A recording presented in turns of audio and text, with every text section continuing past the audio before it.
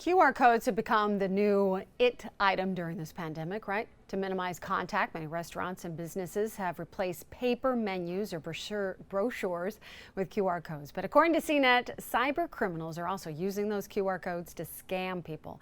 To tell us more about this disturbing trend and how to avoid it yourself, CNET's senior writer and cybercrime expert, Breen Fowler, joins us.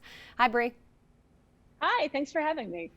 So how do they do it? Like you have your phone, you're like scanning the QR code. So what do they do to make it all like magically rip you off, right? I mean, that's the deal. Well, there's a little more to it than that. I mean, QR codes, we're so used to seeing these now, whether it's on a restaurant menu, real estate listings in a window. People just scan these without really thinking. But what you have to remember is that these are direct links to websites, just like if you're clicking on a link in an email.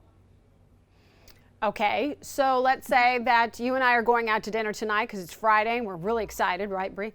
And so we go up to the restaurant and we're going to snap the menu with our phone with the QR code. What should we be aware of? Well, you just have to, think before you snap that image, just like you think before you click on a link in an email.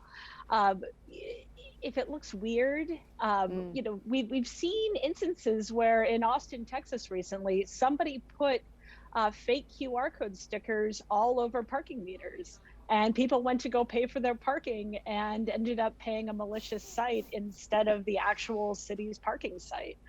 There's really nothing stopping people from doing this on restaurant menus or really anywhere else, especially out in public, where there's a lot of traffic and people may not notice. So this makes me want to not use a QR code, but I want people to use our QR code to watch our streaming app. So how in the world do we better educate ourselves as far as going to that restaurant that you and I want to go to tonight, right? Well, you have to think about the source. If it's a reputable company, if it's a restaurant you're familiar with, there's nothing stopping you from still asking for a paper menu or, typing in that website manually. But, if it's behind glass at a real estate office or, something that pops up in a TV ad, you're probably safe. But, we're even seeing these now in phishing emails, and you have to think, why would you scan a QR code with your phone if you're already looking at the email on your laptop? It just doesn't make sense. So it really, case-by-case situation, right? I mean, we get QR codes for our kids to go back to school to make sure that they've taken their temperature or so forth like that during especially the surge of Omicron. So we really just have to pay close attention to what the QR code is associated with, correct?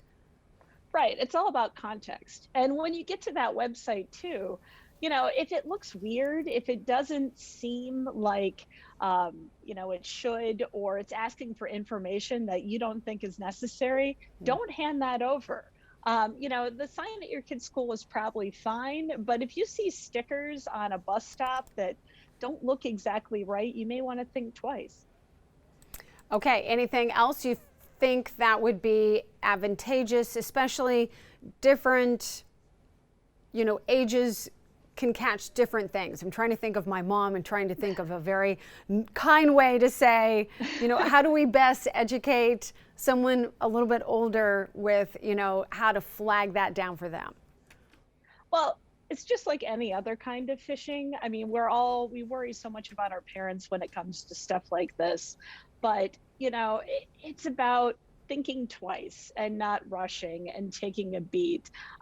Also, there are secure QR code scanners that you can download from reputable companies, and even a lot of phones will show you what that link looks like before it actually opens up the QR code.